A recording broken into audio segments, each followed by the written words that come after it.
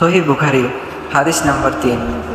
উম্মুল মুমিনিন আয়েশা রাদিয়াল্লাহু তাআলা আনহা হতে বর্ণিত, তিনি বলেন, আল্লাহর রাসূল সাল্লাল্লাহু আলাইহি ওয়াসাল্লামের নিকট সর্বপ্রথম যে ওহী আসে তা ছিল নিদ্রাবস্থা বাস্তব স্বপ্নরূপে।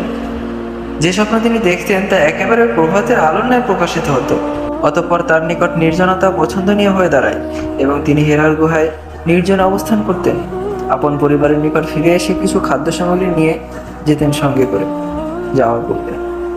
এভাবে সেখানে তিনি এক নাগারে বেশ কয়েকদিন ইবাদতে মগ্ন থাকতেন। অতঃপর খাদিজা রাদিয়াল্লাহু তাআলা আনহার নিকট ফিরে এসে আবার একই সময়ের জন্য কিছু খাদ্যদ্রব্য নিয়ে যেতেন। এভাবে হেরার গুহায় অবস্থানকালে তার নিকট ওহী আসলো। তার নিকট ফেরেশতা এসে বলল, পাঠ করুন। আল্লাহ রাসূল সাল্লাল্লাহু আলাইহি ওয়াসাল্লাম বললেন, আমি বললাম, আমি তো পড়তে জানি না। তিনি রাসূল সাল্লাল্লাহু আলাইহি ওয়াসাল্লাম বললেন, অতঃপর সে আমাকে জড়িয়ে ধরে এমনভাবে চাপ দিল যে আমার খুব কষ্ট হলো। অতঃপর সে আমাকে ছেড়ে দিয়ে বলল, পাঠ করুন। আমি বললাম, আমি তো পড়তে জানি না। সে দ্বিতীয়বারে আমাকে জড়িয়ে ধরে এমনভাবে চাপ দিল, আমার খুব কষ্ট হলো। অতঃপর সে আমাকে ছেড়ে দিয়ে বলল, পাঠ করুন। আমি উত্তরে বললাম, আমি তো পড়তে জানি না। আল্লাহ রাসূল সাল্লাল্লাহু আলাইহি ওয়াসাল্লাম বললেন, অতঃপর তৃতীয়বারে তিনি আমাকে জড়িয়ে চাপ দিলেন। তারপর ছেড়ে দিয়ে বললেন, পাঠ করুন আপনার রবের নামে, যিনি আপনাকে সৃষ্টি করেছেন। যিনি সৃষ্টি করেছেন মানুষ এবং মানুষকে জমাট রক্তপিণ্ড থেকে। পাঠ করুন তার নামে, আর আপনার রব অতিশয় দয়ালু।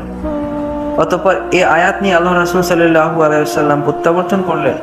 তার হৃদয় তখন কাঁপছিল। তিনি খাদিজা বিনতু খুয়াইলিদের নিকট এসে বললেন, আমাকে চাদর দ্বারা আবৃত করো, আমাকে চাদর দ্বারা আবৃত করো। তারা তাকে চাদর দ্বারা আবৃত করলেন, এমনকি তার শঙ্কা দূর হয়ে গেল। তখন তিনি খাদিজা রাদিয়াল্লাহু তাআলা আনহার নিকট ঘটনা বৃত্তান্ত জানিয়ে বললেন, আমি আমার নিজেকে নিয়ে শঙ্কাবোধ করছি। খাদিজা রাদিয়াল্লাহু তাআলা আনহা বললেন, আল্লাহর কসম, কখনোই না। আল্লাহ আপনাকে কখনোই লাঞ্ছিত করবেন না।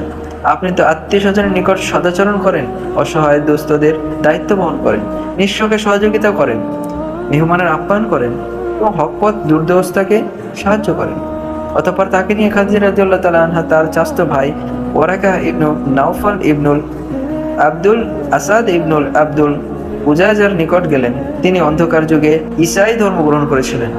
তিনি ইব্রানি ভাষায় লিখতে পারতেন এবং আল্লাহর তৌফিক অনুযায়ী ইব্রানি ভাষায় ইনজিল হতে ভাষান্তর করতেন।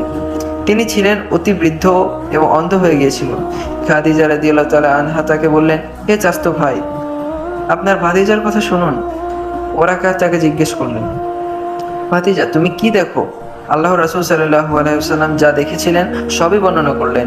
তখন ওরাকা তাকে বললেন, এটা সেই বার্তাবাহক যাকে আল্লাহ মূসা আলাইহি ওয়াসাল্লামের নিকট পাঠিয়েছিলেন। আফসোস আমি যদি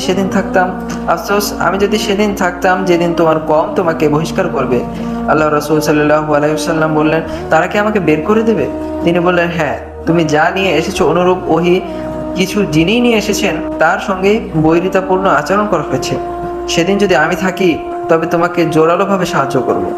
এর কিছুদিন পর ওরাকা রাদিয়াল্লাহু তাআলা আনহু ইন্তেকাল করলেন আর ওহীর বিরতি ঘটে।